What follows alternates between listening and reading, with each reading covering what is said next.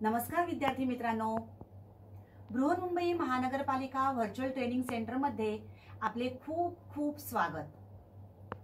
कोविड-19च्या या सद्यस्थितीत आपल्या शाळा बंद असल्या तरी आपले ऑनलाईन शिक्षण चालूच आहे आणि गेले वर्षभर आपण हा ऑनलाईन अभ्यास करत आहोत। त्याचसाठी आपली शिक्षणाची गती कमी होऊ नये म्हणून बृहन्मुंबई महानगरपालिका व्हर्च्युअल ट्रेनिंग सेंटरच्या माध्यमातून काही व्हिडिओंची निर्मिती करण्यात आलेली आहे। मी निलिमा कदम, आपली व्हर्च्युअल शिक्षिका। आजचा घटक आपण बघणार आहोत। आपण इंट्रोडक्शनच्या व्हिडिओमध्ये बघितल्याप्रमाणे पूर्व माध्यमिक शिष्यवृत्ती परीक्षेसाठी 2 पेपर असतात। आज आपण पेपर दुसरा जो आहे त्यामधील एक घटक अभ्यासणार आहोत। पेपर दुसरा हा 2 भागामध्ये विभागलेला आहे। पहिला भाग आहे तृतीय भाषा, हा आहे 50 गुणांसाठी, आणि त्यातील दुसरा भाग बुद्धिमत्ता चाचणी, इंटेलिजन्स टेस्ट, कॅरीज 100 मार्क्स। पूर्व माध्यमिक शिष्यवृत्ती परीक्षा इयत्ता 8वी, बुद्धिमत्ता चाचणी। यामध्ये आकलन या घटकातील आज आपण भाषा ज्ञान हा भाग अभ्यासणार आहोत। आकलनासाठी 10% इतका भारांश आहे।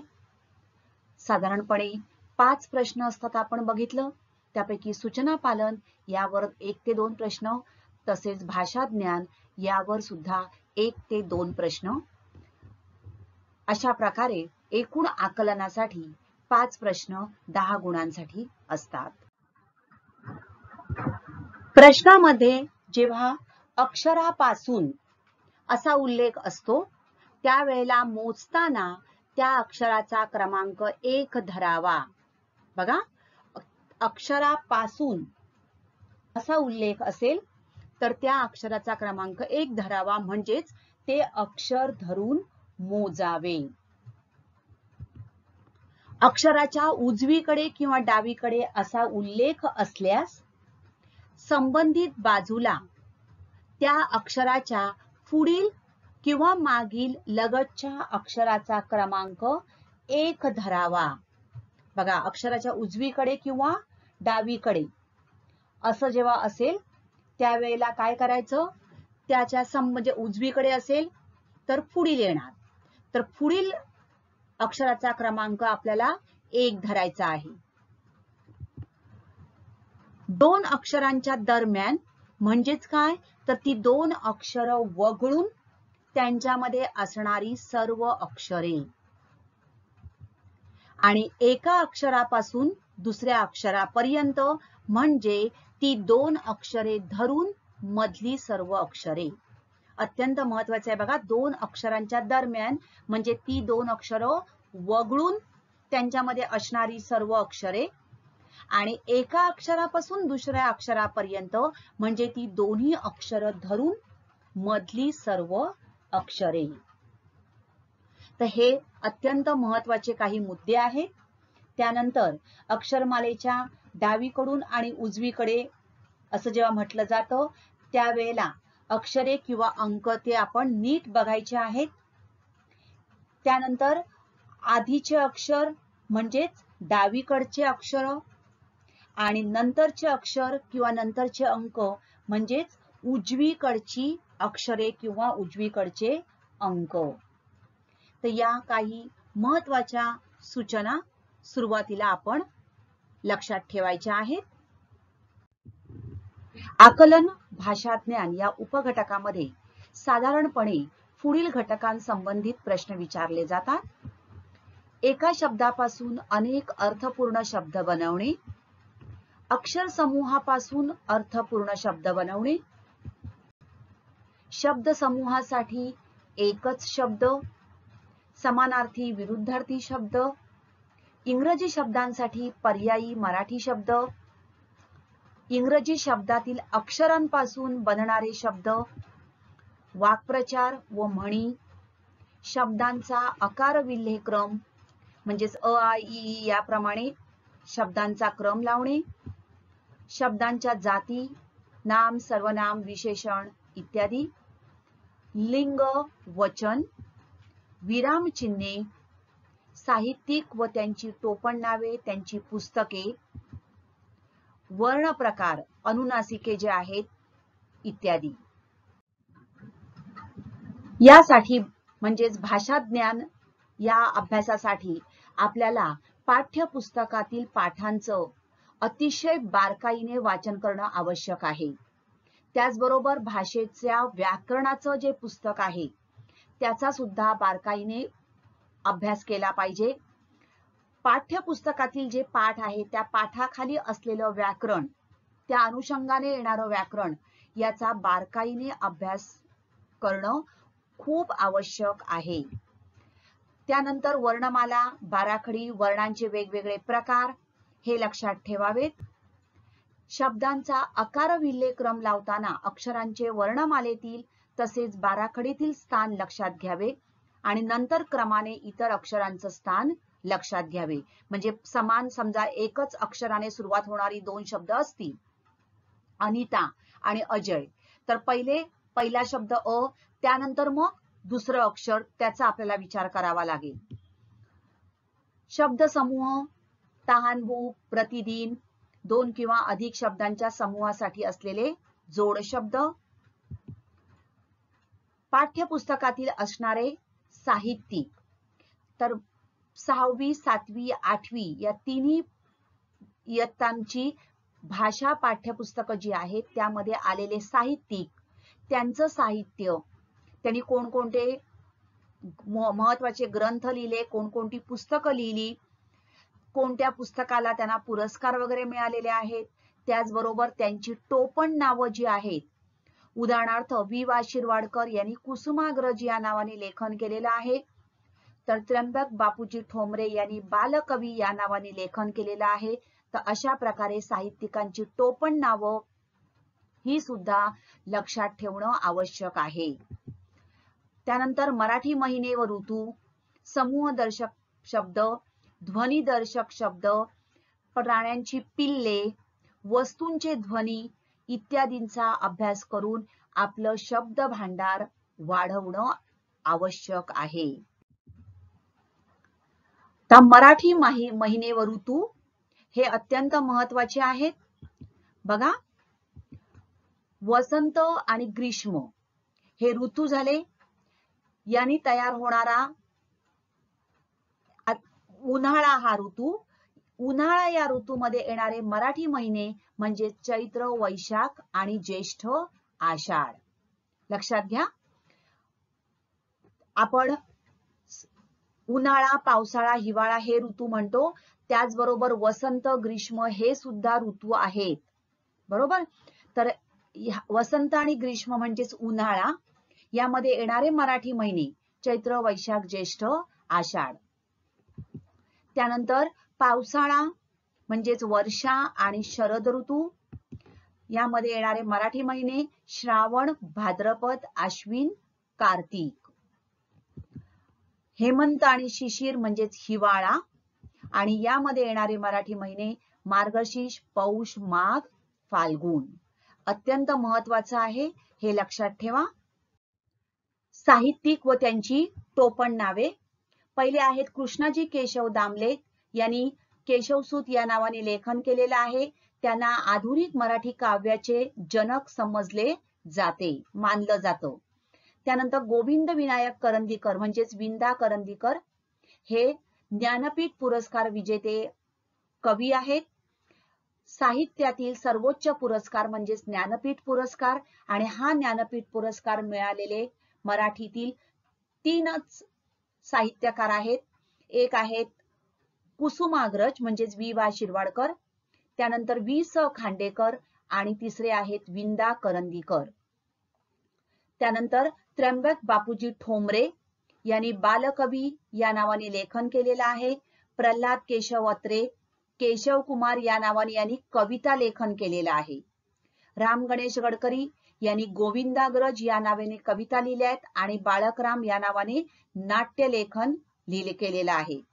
वि वा शिरवाडकर म्हणजेच कुसुमाग्रज, निवृत्ती रामजी पाटील, पी सावळाराम, चिंतामण त्र्यंबक खानोलकर, आरती प्रभू, आत्माराम रावजी देशपांडे, अनिल, विष्णू शास्त्री चिपळूणकर यांना मराठी भाषेचे शिवाजी मानलं जातं. त्यानंतर विनायक जनार्दन करंदीकर यांनी विनायक या नावाने लेखन केलेलं आहे. प्रल्हाद केशव अत्रे यांनी केशव कुमार, त्यानंतर नारायण सूर्याजीपंत ठोसर यांनी रामदास म्हणजेच रामदास हे जे संत आहेत त्यांचं खरं नाव आहे नारायण सूर्याजीपंत ठोसर. मोरोपंत पराडकर मोरोपंत या नावाने लेखन केलंय आणि यशवंत दिनकर पेंढारकर यांनी यशवंत या नावाने लेखन केलेलं आहे. तर अशा प्रकारे हे मराठीतील काही महत्वाचे साहित्यिक आणि टोपण नावं अजूनही तुमच्या पाठ्यपुस्तकात आलेले जे साहित्यिक आहेत त्यांची नावं, टोपण नावं तसंच त्यांची महत्वाची पुस्तकं यांचाही बारकाईने अभ्यास करणं आवश्यक आहे. आता आपण या भाषा ज्ञानावर आधारित प्रश्न कशा प्रकारचे असतात त्या प्रश्नांचा विचार करणार आहोत. पहिला प्रश्न आहे, सल्ला मसलत या शब्दातील अक्षरांपासून पुढीलपैकी कोणता अर्थपूर्ण शब्द तयार होत नाही. बघा, सल्ला मसलत या शब्दामध्येच असणारी अक्षरं घेऊन आपल्याला कोणता अर्थपूर्ण शब्द तयार होत नाही. प्रश्न बघा, सल्ला होतोय तयार, त्यानंतर तलम आहे, सम होतोय, पण सलाम तर ला हे अक्षर नाही, ला आहे, त्यामुळे सलाम हा शब्द बनत नाही. उत्तर आलं पर्याय क्रमांक 4. त्यानंतर पुढचा प्रश्न, त्या जोडप्यातील दोघांची दृष्टी आठवडाभर आपल्या हरवलेल्या माणसाचा शोध घेत होती. या वाक्यातील कोणता शब्द अनेक वचनी आहे. बघा, आता वाक्य काय आहे बघा, त्या जोडप्यातील दोघांची दृष्टी आपल्या हरवलेल्या माणसाचा शोध घेत होती. बरोबर, कोणता शब्द अनेक वचनी आहे. पर्याय बघा, माणूस, दृष्टी, जोडपे, आठवडा. माणूस, आता या ठिकाणी बघा माणसाचा म्हणजे एकच माणूस म्हणजे हा पर्याय नाही. जोडपे हा अनेक वचनी शब्द नाहीये. जोडपं म्हणजे एक जोडपं. बरोबर, त्या जोडप्यातील दोघांची दृष्टी आणि आठवडा म्हणजे एक आठवडाभर. मग या ठिकाणी लक्षात घ्या, जोडपे, आठवडा हे समूहवाचक शब्द आहेत, हे एकवचनी असतात. माणूस हा एकवचनी शब्द आहे, पण दृष्टी, दोघांची दृष्टी काय शब्द आहे, दोघांची दृष्टी असे शब्द असल्यामुळे दृष्टी हे अनेकवचनी रूप आहे. त्यामुळे उत्तर आलं पर्याय क्रमांक 2. पुढचा प्रश्न, न, का, प, मा, ल या अक्षर समूहापासून एक अर्थपूर्ण शब्द तयार करा. त्यातील मधले अक्षर लिहा. आपल्याला पहिले याच्यापासून शब्द तयार करायचा आहे. कोणता शब्द तयार होईल थोडासा विचार करा. येस, कालमापन. आणि मधलं अक्षर, मधलं म्हणजेच काय येणार आहे, काय करणार आपण, मधलं अक्षर जेव्हा आपल्याला विचारलं जातं त्यावेळेला आपण काय करतो की दोन्ही बाजूला समान. बरोबर, म्हणजे कुठलं येणार मधलं अक्षर, मा. पर्याय क्रमांक 4.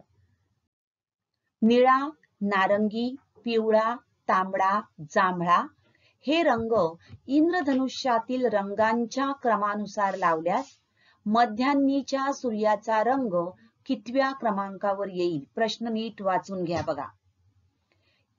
रंग दिलेले आहेत आणि ते इंद्रधनुष्यातील रंगांच्या क्रमानुसार लावायचे आहेत. मग इंद्रधनुष्यातील रंगांचा क्रम काय आहे, ताना, पिही, नी, पा, जा. आता हे रंग आपल्याला या क्रमानुसार लावायचे आहे. पहिला रंग कोणता, तांबडा म्हणजेच 1. दुसरा रंग नारंगी 2. तिसरा पिवळा, हिरवा दिलेला नाहीये आपल्याला. त्यानंतर दिला आहे निळा म्हणजे चौथा आणि जांभळा म्हणजे हा 5 असे हे क्रम आले. आता मध्यान्नीच्या सूर्याचा रंग कोणता असतो? मध्यान्नीच्या सूर्याचा रंग पिवळा. मग पिवळा रंग किती क्रमांकावर आहे बघा? तिसऱ्या. म्हणजेच उत्तर आलं पर्याय क्रमांक 4. आलं लक्षात? कसा प्रश्न आहे बघा. म्हणून प्रश्नाचं वाचन इथे आकलन जे आहे हे कशा प्रकारे आपल्याला करायचं आहे बघा. तर मंगळयान हे भारताच्या तंत्रज्ञान प्रगतीतील एक मानाचे पान आहे. या वाक्याच्या सुरुवातीपासून 5व्या शब्दाच्या उजवीकडील 4थ्या शब्दाच्या डावीकडील 5वा शब्द कोणता आहे? वाक्य लिहून घेऊया. आता सुरुवातीपासून म्हटलंय, वाक्याच्या सुरुवातीपासून 5वं शब्द कोणता येणार? 1 2 3 4 5 प्रगतीतील हा 5वा शब्द. उजवीकडील चौथा 1 2 3 4 म्हणजेच आहे आणि याच्या डावीकडील 5वा पुन्हा 1 2 3 4 5 म्हणजेच आलं पर्याय क्रमांक 3 तंत्रज्ञान. कसं काय जायचंय बघा. सुरुवातीपासून म्हणजे इथून सुरुवात केलं 5वा शब्द, याच्या उजवीकडे हा आला चौथा आणि त्याच्या डावीकडे म्हणजे परत आपण मागे येणार आहोत 5वा शब्द 1 2 3 4 5. ओके. चुकीची जोडी कोणती? आता या ठिकाणी बघा साहित्यावर आधारित शब्द आहेत. लेखक आणि त्यांचं साहित्य आपल्याला दिलेलं आहे. व्यास रामायण, तुकाराम अभंगगाथा, ज्ञानेश्वर भावार्थ दीपिका, एकनाथ भावार्थ रामायण. बघा व्यासांचं काय आहे? महाभारत. त्यामुळे चुकीची जोडी येणार आहे पर्याय क्रमांक 1. बघा व्यासांचं आहे महाभारत, तर रामायण कोणाचं आहे? वाल्मिकी. बाकी ज्ञानेश्वरांचं भावार्थ दीपिका बरोबर आहे, तुकारामांची अभंगगाथा, एकनाथांचं भावार्थ रामायण हा एक त्यांचा एक महत्वाचा ग्रंथ आहे. एकनाथांची भारुड पण आहेत, त्याचबरोबर भावार्थ रामायण हा सुद्धा त्यांचा एक महत्वाचा ग्रंथ आहे. गोजीरवाणे या शब्दातील कोणत्या क्रमांकांच्या अक्षरांपासून एका राज्याचे नाव तयार होते? तर गोजीरवाणे राज्याचे नाव कोणतं होईल तयार बघा. काय दिसतंय? गोवा. आलं. मग किती येतात क्रमांक बघा? 1 आणि 4 बरोबर. म्हणजेच पर्याय क्रमांक 4. आता या ठिकाणी कोणत्या क्रमांकांच्या अक्षरांपासून म्हटलंय? समजा काही वेळेला डावीकडून उजवीकडून असं म्हटलं असेल तर ते सुद्धा आपल्याला लक्षात घेणं आवश्यक आहे. जर सायकलला मोटार म्हटले, मोटारीला विमान म्हटले, विमानाला रेल्वे म्हटले, रेल्वेला जहाज म्हटले आणि जहाजाला बैलगाडी म्हटले तर रुळावरून कोणते वाहन धावते? बघा आता काय प्रश्न आहे. काय विचारलंय आपल्याला? रुळावरून कोणते वाहन धावते. मग रुळावरून काय धावते? रेल्वे. मग रेल्वेला काय म्हटलेलं आहे? जहाज. म्हणजेच आपलं उत्तर येणार पर्याय क्रमांक 3. पुढचा प्रश्न. सा, र, र व क या अक्षर समूहापासून एक अर्थपूर्ण शब्द तयार करा. त्यातील मधले अक्षर लिहा. बघा काय होणार शब्द तयार? या ठिकाणी अर्थपूर्ण शब्द तयार करता आला पाहिजे. काय होतोय शब्द? सावरकर. त्यामुळे मधलं अक्षर येणार र. बरोबर. हे आलं मधलं अक्षर. दोन्ही बाजूला 2 2 गेली म्हणजेच पर्याय क्रमांक 1. वा किती छान चित्र. रमेश म्हणाला.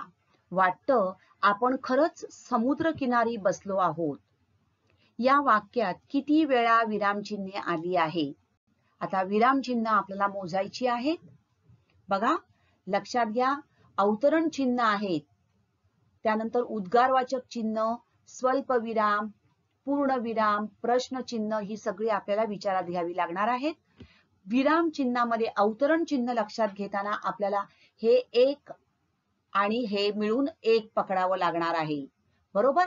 म्हणजेच या ठिकाणी हे एक झालं अवतरण चिन्ह आणि हे दुसरं झालं. म्हणजे अवतरण चिन्ह किती आहेत? 2 वेळा. उद्गार चिन्ह किती आहेत? 1 आणि 2. बरोबर? 1 या ठिकाणी आणि हे 1. 2 उद्गार चिन्ह. स्वल्पविराम चिन्ह किती आहेत? 1, 2 आणि पूर्ण विराम 1 वेळा. बरोबर? फक्त या वाक्यातच आहे. मग हे प्रश्नचिन्ह याच्यात येणार का? नाही. बरोबर? हा प्रश्नचिन्ह आपल्याला प्रश्नासाठी आहे. तर या वाक्यातील आपल्याला विरामचिन्ह मोजायची आहेत. म्हणजे एकूण विरामचिन्ह किती आली? किती वेळा विरामचिन्ह आलेली आहेत? 2 बेत्रिक 6 आणि 1 7 वेळा. पर्याय क्रमांक 3. बघा प्रश्नांचं स्वरूप कसं वेगवेगळं आहे. वनात एकीकडे गुंजारव, केकारव अन चित्कार तर दुसरीकडे घुतकार अन गर्जना ऐकू येत होत्या. या वाक्यातून वनात राहणाऱ्या कोणत्या सजीवाचा बोध होत नाही? बघा प्रश्न कसा दिलेला आहे. आपल्याला या ठिकाणी ध्वनिदर्शक शब्द लक्षात घ्यावे लागणार आहेत. गुंजारव, केकारव, चित्कार, घुतकार, गर्जना. आता या ठिकाणी बघा डास, हंस आणि मधमाशी, घुबड हे आपल्याला पर्याय दिलेले आहेत. मग आपल्याला प्रत्येक प्राण्याचा ध्वनी, त्यांचा आवाज या ठिकाणी आपल्याला माहिती पाहिजे. तर गुंजारव कोणाचा असतो? मधमाशांचा किंवा भुंग्यांचा. केकारव मोराचा. चित्कार हा हत्तीचा असतो. घुतकार घुबडाचा. तर सिंहाची असते ती गर्जना. म्हणजे या ठिकाणी बघा आपल्याला मधमाशीचा दिलेला आहे, घुबड दिलेला आहे. मग काय येणार उत्तर आपलं? डास. बरोबर? तर डास याची भुणभुण असते, तर तो या ठिकाणी आपल्याला दिलेलं नाहीये. म्हणजेच उत्तर येणार कोणत्या सजीवाचा बोध होत नाही? कोणताचा होत नाही? डास. पर्याय क्रमांक 1. टोळी, पुंजका, काफिला, गुच्छ, बन या शब्दांमध्ये पुढीलपैकी कोणत्या शब्दासाठी समूहदर्शक शब्द आलेला नाही? समूहदर्शक शब्द आलेला नाही. म्हणून प्रश्नाचं वाचन जे आहे हे अचूक होणं आवश्यक आहे. त्यानुसार आकलन आपण करून घ्यायचं आहे. बघा टोळी. टोळी कोणाची असते? चोरांची टोळी, ताऱ्यांचा पुंजका, उंटांचा किंवा जहाजाचा काफिला, फुलांचा गुच्छ आणि बांबूचं बन. पर्याय बघा दिलेत बांबू, फुले, गुरे आणि तारे. मग बांबूचं बन आहे, फुलांचा गुच्छ आहे. आता गुरांसाठी, गुरांच्या समूहासाठी काय म्हणतो आपण? कळप. तर गुरांचा कळप, त्यासाठी कळप हा शब्द प्रश्नामध्ये नाहीये. त्यामुळे उत्तर येणार पर्याय क्रमांक 3 गुरे. तर गुरांसाठी कळप हा शब्द प्रश्नात दिलेल्या शब्दांमध्ये नाही. म्हणून आकलन अत्यंत महत्वाचं आहे. आणि सूचना, काय सूचना सांगितली आपल्याला त्याप्रमाणे आपण ती अंमलात आणायची आहे. आणि त्यासाठी आपल्याला हे भाषेचं ज्ञान सुद्धा आवश्यक आहे. शब्दसमूह, ध्वनी, प्राण्यांचे ध्वनी. अलीकडे कुणाबुवाच्या आशीर्वादाने तो कोट्याधीश फारच आध्यात्मिक बडबड करू लागला आहे. या वाक्यातील कोणता शब्द शुद्ध स्वरूपात आला आहे? आता शब्दाचं अशुद्ध रूप, शुद्ध रूप याकडे प्रश्न आहे बघा. अशुद्ध रूप आणि शुद्ध रूप आपण बघूया. अलीकडे हा शब्द बघा, त्याचं शुद्ध रूप काय आहे? ली दीर्घ. आशीर्वाद, शी दीर्घ पाहिजे. आध्यात्मिक, आध्यात्मिक. मग शुद्ध स्वरूपात कोणता आहे? तर कोट्याधीश. त्यामुळे उत्तर आलं पर्याय क्रमांक 3. कोणतं आलं? कोट्याधीश. सतत बोलून त्याचे तोंड दुखू लागले. नीताच्या अक्षराबद्दल शिक्षक तोंड भरून बोलले. चोराच्या पाठीमागे धावून धावून पोलिसाच्या तोंडाला फेस आला. पावसाळा तोंडावर आला तरी दामूने शेत नांगरले नव्हते. तोंडाला होणाऱ्या वेदना हा अर्थ वरीलपैकी कोणत्या वाक्यात अभिप्रेत आहेत? या ठिकाणी 4 वाक्य आपल्याला दिलेली आहेत आणि प्रश्न काय विचारलाय पुन्हा वाचा. तोंडाला होणाऱ्या वेदना हा अर्थ वरीलपैकी कोणत्या वाक्यात अभिप्रेत आहेत? वाक्प्रचारावर आधारित हा प्रश्न आहे बघा.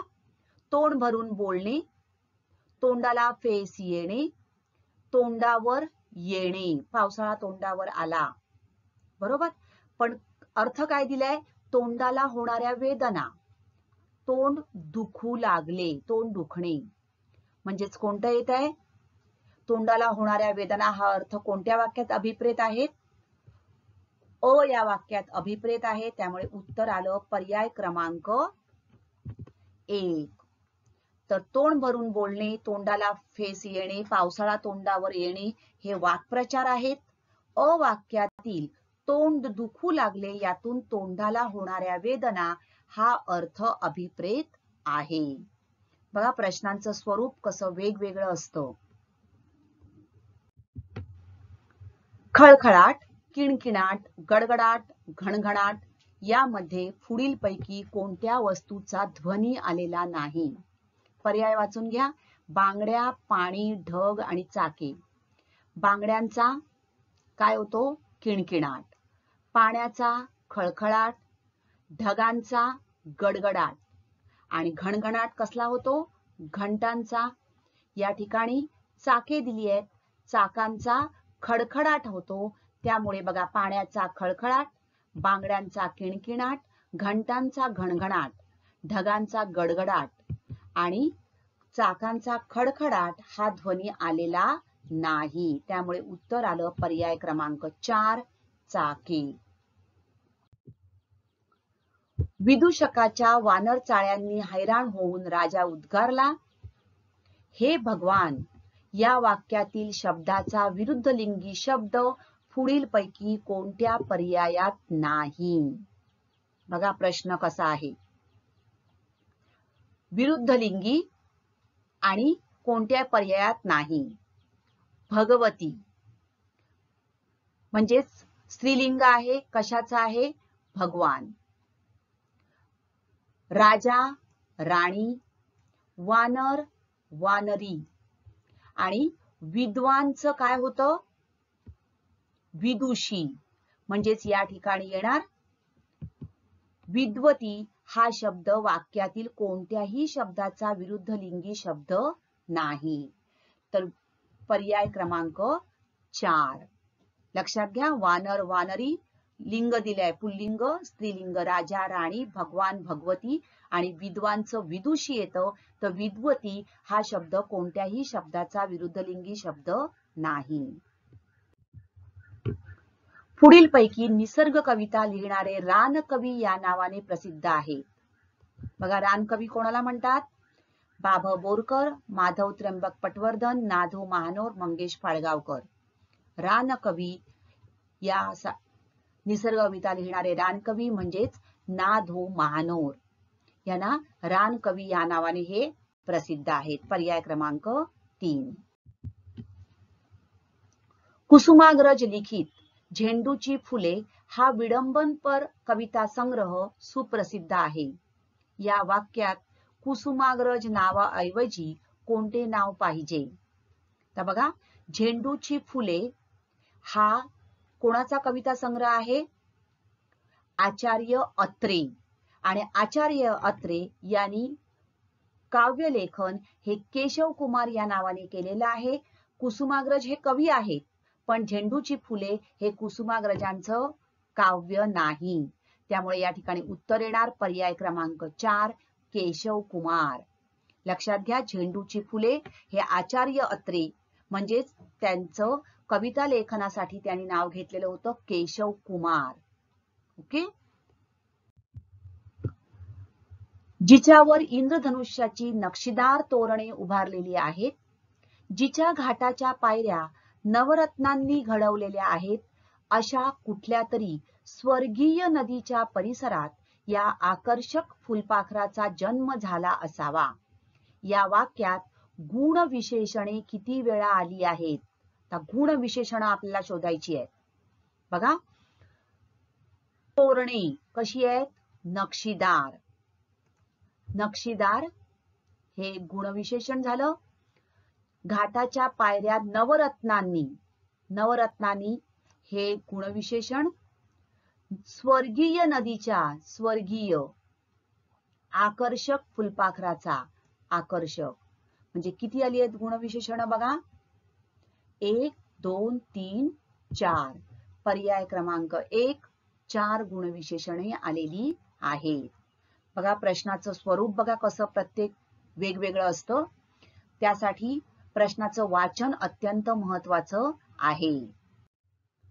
महाबिलंदर या शब्दातील अक्षरांपासून तयार होणाऱ्या अर्थपूर्ण शब्दांचा अर्थ पुढीलपैकी कोणत्या पर्यायात नाही?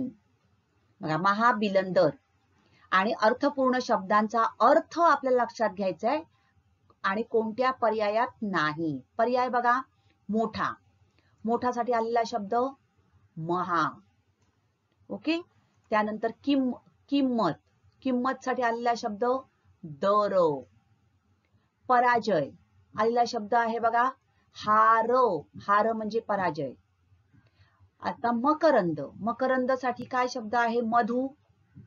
मध आहे इथे? नाही. म्हणजेच उत्तर येणार पर्याय क्रमांक 4. तर मकरंद हा अर्थ असलेला शब्द बनत नाही, त्यामुळे उत्तर आलं पर्याय क्रमांक 4. प्राण्यांच्या शाळेतील क्रीडा स्पर्धेत वासरू, शिंगरू, करडू, पिल्लू, पाडस आणि छावा यांनी भाग घेतला. पुढीलपैकी कोणत्या प्राण्याच्या पिल्लाने स्पर्धेत भाग घेतला नाही? पुन्हा पर्यायाकडे जा. शेळी. शेळीचं, करडू, हरिण, हरणाचं, पाडस आहे वाघ. वाघाचा असतो बछडा. आहे इथे कुठे? नाही. गाढव. गाढवाचं शिंगरू आहे. येस. तर बघा, कोकरू कोणाचं? मेंढीचं. करडू शेळी, शेळीचं करडू. गाढवाचं किंवा घोड्याचं शिंगरू. हरणाचं पाडस. सिंहाचा छावा. हत्तीचं किंवा गाईचं पिल्लू. आणि त्यामुळे या ठिकाणी आपण वाघासाचा काय असतो? बछडा. तर बछडा हा शब्द नाहीये, त्यामुळे कोणत्या प्राण्याच्या पिल्लाने स्पर्धेत भाग घेतला नाही? तर वाघाच्या. पर्याय क्रमांक 3. काय येणार उत्तर? वाघ.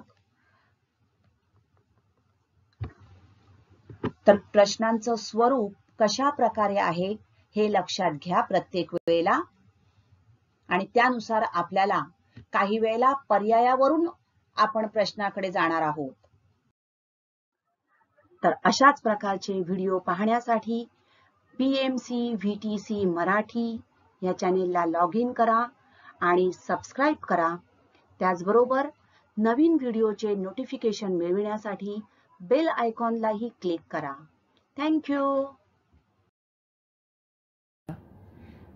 तर आजचा घटक आवडला ना? अशीच माहिती मिळवण्यासाठी या चॅनेलला सबस्क्राईब करा आणि हे व्हिडिओ पुन्हा पुन्हा पहा. पुन्हा भेटणार आहोत पुढच्या भागात. थँक्यू.